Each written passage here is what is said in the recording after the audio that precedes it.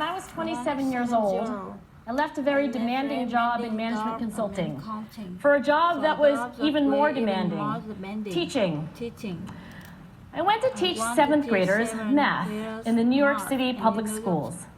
And like any teacher, I made quizzes and tests, I gave out homework assignments. When the work came back, I calculated grades. What struck me was that IQ was not the only difference between my best and my worst students. Some of my strongest performers did not have stratospheric IQ scores.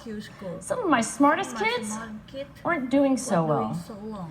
And that got me thinking, the kinds of things you need to learn in 7th grade math, sure, they're hard. Ratios, decimals, the area of a parallelogram. But these concepts are not impossible.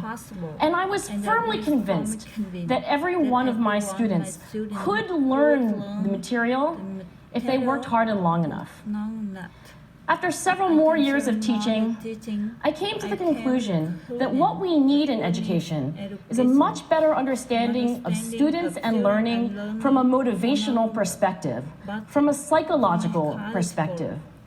In education, the one thing we know how to measure best is IQ. But what if doing well in school and in life depends on much more than your ability to learn quickly and easily? So I left the classroom and I went to graduate school to become a psychologist.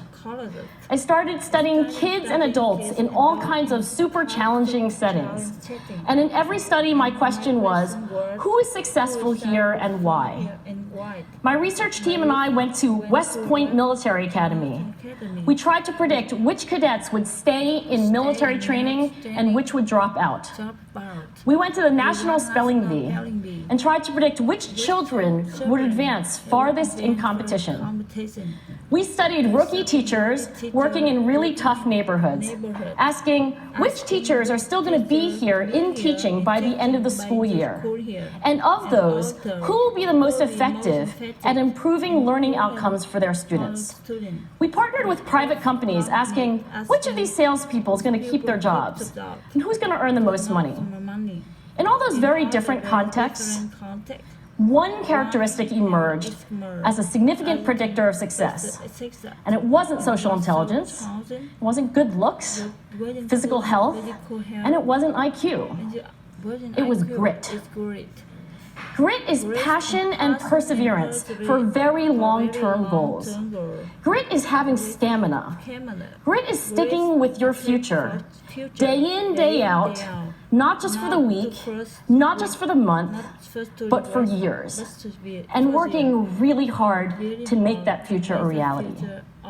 Grit is living life like it's a marathon, not a sprint. A few years ago, I started studying grit in the Chicago public schools. I asked thousands of high school juniors to take grit questionnaires, and then waited around more than a year to see who would graduate. Turns out that grittier kids were significantly more likely to graduate, even when I matched them on every characteristic I could measure. Things like family income, standardized achievement test scores, even how safe kids felt when they were at school. So it's not just at West Point or the National Spelling Bee that grit matters, it's also in school, especially for kids at risk for dropping out. To me, the most shocking thing about grit is how little we know, how little science knows about building it. Every day, parents and teachers ask me, how do I build grit in kids? What do I do to teach kids a solid work ethic? How do I keep them motivated for the long run? The honest answer is, I don't know. What I do know is that talent doesn't make you gritty. Our data show very clearly that there are many talented individuals who simply do not follow through on their commitments.